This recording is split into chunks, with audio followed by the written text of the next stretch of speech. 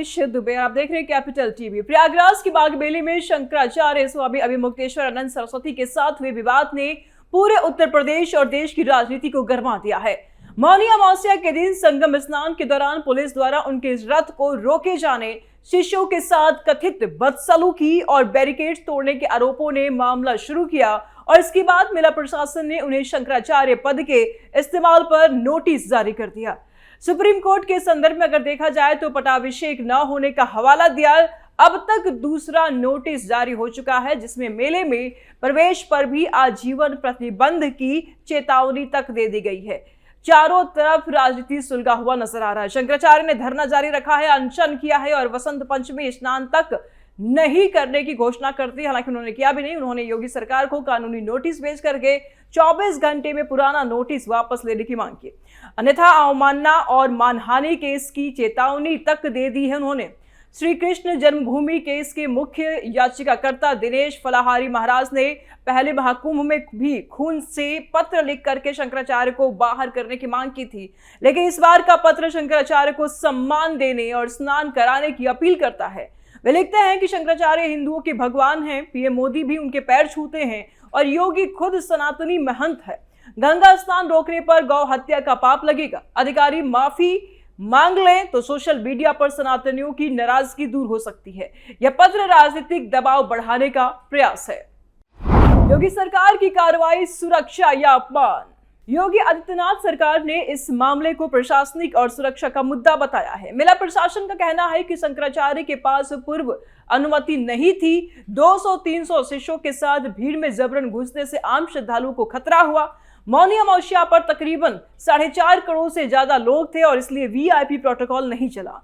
योगी ने अप्रत्यक्ष रूप से कालनेमी यानी कि राक्षसी तत्वों का उन्होंने जिक्र कर दिया है और कहा कि कुछ लोग सनातन को कमजोर करने की साजिश रच रहे हैं।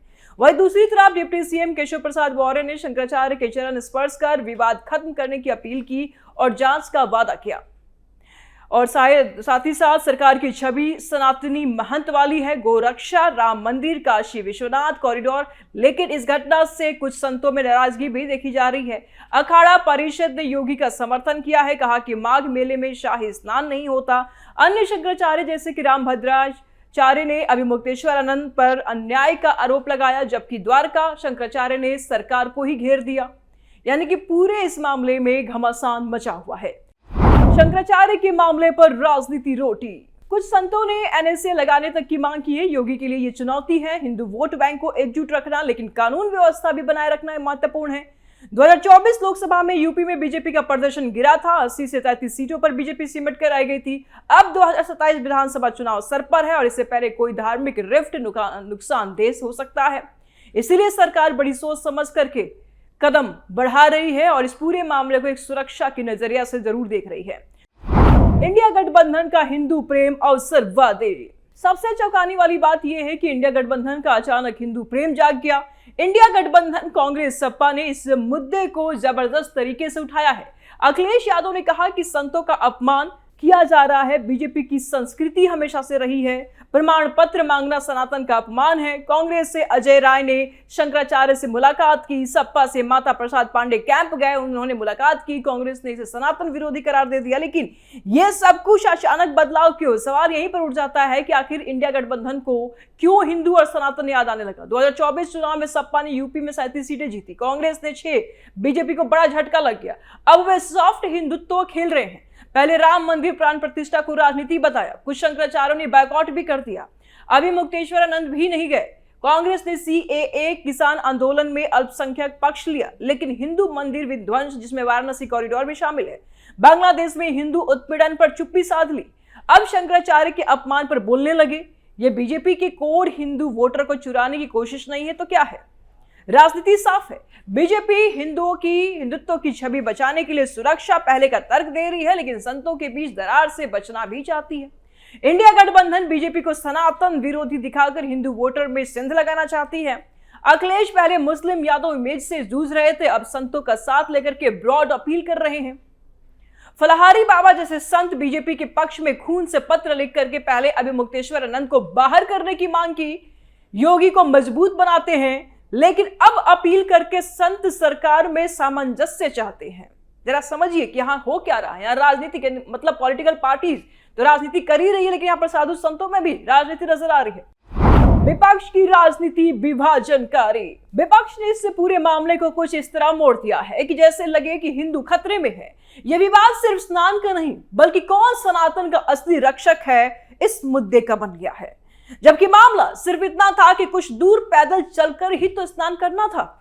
बीजेपी कहती है कि हमने राम मंदिर बनवाया, काशी मथुरा पर काम किया, लेकिन कुछ काल नेमी सनातन को कमजोर कर रहे हैं। विपक्ष कहता है कि बीजेपी सत्ता में अहंकार कर रही है, संतों से कागज मांग रही है, और इस बीच इंडिया गठबंधन यानी कि कांग्रेस, सपा आदि ने इसे योगी आदित्यनाथ सरकार के खिलाफ हथियार बना लिया।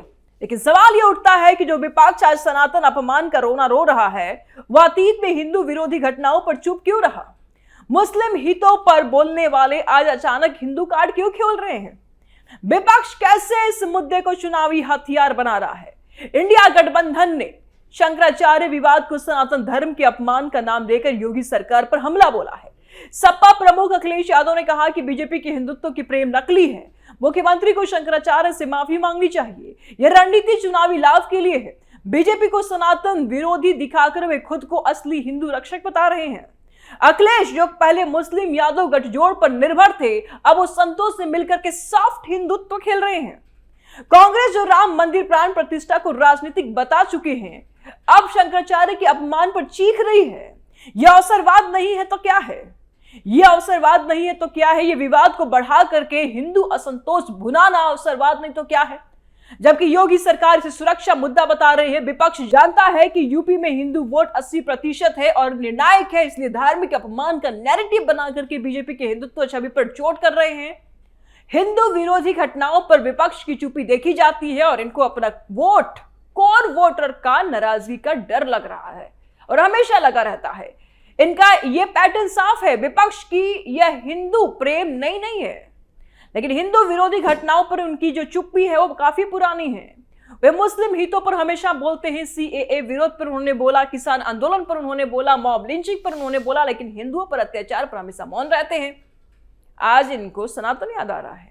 बीजेपी ने अक्सर आरोप लगाया कि इंडिया गठबंधन अल्पसंख्यक तुष्टीकरण करता है, हिंदू पीड़ितों को नजरअंदाज करता है। उदाहरण के तौर पर जरा देख लीजिए, 2024 में बांग्लादेश में हिंदुओं पर हमले हुए, शेख हसीना सरकार गिरने के बाद मंदिर तोड़े गए, हिंदू घर जला दिए गए, महिलाओं पर अत्याचार हुआ, 2 हिंदू पुरुष मारे गए, लेकिन अंतरिम सरकार चुप रही।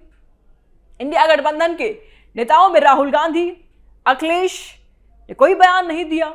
बीजेपी ने इसे सवाल किया, बीजेपी ने इसे सवालिया बताया, कहा कि विपक्ष हिंदुओं के लिए सहानुभूति नहीं रखता। पीडीपी की महबूबा मुफ्ती ने तो इसे चुनिंदा आक्रोश कह दिया। कश्मीर की घटनाओं से जोड़कर देखा, कश्मीर में हिंदू पलायन पर भी विपक्ष चुप रहा।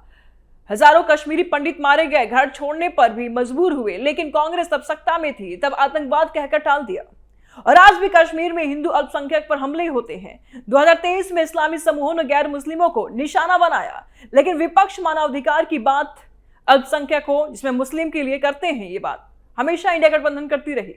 2020 में दिल्ली दंगे हुए, मुस्लिमों पर हिंसा का नैरेटिव बनाया गया, लेकिन हिंदू पुलिसकर्मी मारे गए, आईबी अधिकारी को 400 चाकू गोदे गए। विपक्ष ने बीजेपी को मुस्लिम विरोधी कहा, लेकिन हिंदू पीड़ितों पर चुप रहे। 2023 मणिपुर हिंसा में ईसाई, कुकी और हिंदू मैतेई समुदायों में संघर्ष की खबरें खूब आई, लेकिन विपक्ष ने अल्पसंख्यक यानी कि ईसाई उत्पीड़न पर फोकस तो किया, लेकिन हिंदू पक्ष को नजरअंदाज कर दिया। पाकिस्तान में हिंदू लड़कियों का अपहरण, जबरन धर्मांतरण होते हैं और हर साल सैकड़ों मामले आते हैं, लेकिन विपक्ष कभी नहीं बोलता, तब उसको हिंदू याद नहीं आती है। 2022 में गुजरात में हिंदू मुस्लिम दंगों पर विपक्ष मुस्लिम पीड़ित पर जोर देता रहा। यह पैटर्न दिखाता है, ये इनका पैटर्न है, ये पैटर्न दिखाता है कि आपको कि विपक्ष हिंदू मुद्दों पर चुप रहकर सेकुलर छवि बनाता है, लेकिन चुनाव में हिंदू कार्ड खेलता है। अचानक हिंदू कार्ड इनको याद आ जाता है चुनाव के समय। विपक्ष के दोहरा चेहरा हुआ बेनकाब। विपक्ष पहले मुस्लिम हितों पर बोलता था, जैसे सीएए को मुस्लिम विरोधी बताना, दिल्ली दंगों में इस्लामोफोबिया का आरोप लगाना, राहुल गांधी के लव शॉप नैरेटिव समावेशिता पर थी, लेकिन हिंदू शिकायत तो जैसे कि वाराणसी में मंदिर विध्वंस हुआ, उस पर चुप रहे। अब अचानक शंकराचार्य पर हिंदू अपमान का शोर क्यों? क्योंकि 2024 में यूपी में जीत से आत्मविश्वास जो बढ़ गया, बीजेपी के कोर हिंदू वोटर यादव दलित ओबीसी को तोड़ना चाहते हैं, सॉफ्ट हिंदुत्व का कार्ड खेल रहे हैं, जैसे कि राहुल के मंदिर दर्शन। क्या हो गया, राहुल गांधी अब मंदिर दर्शन कर रहे हैं, अब संत अपमान पर उनका फोकस हो गया है। यह रणनीति है बीजेपी को अहंकारी दिखा करके हिंदुओं में असंतोष भड़काने की। लेकिन यह पाखंड है। बांग्लादेश हिंसा पर चुप रह करके हिंदू हितों की अनदेखी करना यह पाखंड नहीं था। बांग्लादेश हिंदू नरसंहार 2025 में शेख हसीना गिरने के बाद हिंदुओं पर हमले हुए, मंदिर तोड़े गए, घर जलाए गए, हत्याएं हुए, तब आप कुछ नहीं बोले। आज सनातन पे बोल रही, पाखंड नहीं। दिसंबर 2025 को शरीयतपुर में हिंदू व्यापारी पर हमला किया, विपक्ष चुप रही, जबकि बीजेपी ने उठाया आवाज। यह घटनाएं दिखाती है कि विपक्ष हिंदू पीड़ितों को सेकुलर राजनीति में फिट नहीं करता। जनता इतनी नासमझ नहीं है कि उसे समझ ना आए। हिंदुओं की चिता पर विपक्ष की राजनीति। शंकराचार्य विवाद में विपक्ष का हिंदू कार्ड चुनावी लाभ के लिए है, लेकिन उनकी चुप्पी हिंदू समाज में दरार डालती है। सनातन एकता की बजाय वोट बैंक की राजनीति चल रही है। अगर विपक्ष सच्चा हिंदू हित चाहता है तो सभी घटनाओं पर बोलना चाहिए था। बोला का नहीं बोला, चुनिंदा घटनाओं पर बोलना शुरू। यह पाखंड हिंदू वोटर को और सतर्क करेगा। फलाहारी महाराज का पत्र सही कहता है कि दो सनातनी संतों जैसे कि योगी आदित्यनाथ और शंकराचार्य का जुबानी युद्ध विपक्ष को फायदा दे रहा है। समाधान माफी और संवाद से हो सकता है, लेकिन राजनीति भी यह अवसर बन गया है। सनातन की एकता से ज्यादा वोट बैंक की राजनीति चल रही है। अगर विवाद बढ़ा तो हिंदू समाज में दरार पड़ सकता है और असली फायदा दूसरे राजनीतिक दल को मिलेगा। तो कैपिटल टीवी के स्पेशल स्टोरी में फिलहाल इतना ही। आप इस पूरे खबर को कैसे देखते हैं जरूर बताएं। आपकी राय हमारे लिए बेहद इंपॉर्टेंट है। जल्द मिलते हैं नए अपडेट के साथ। दीजिए इजाजत, नमस्कार।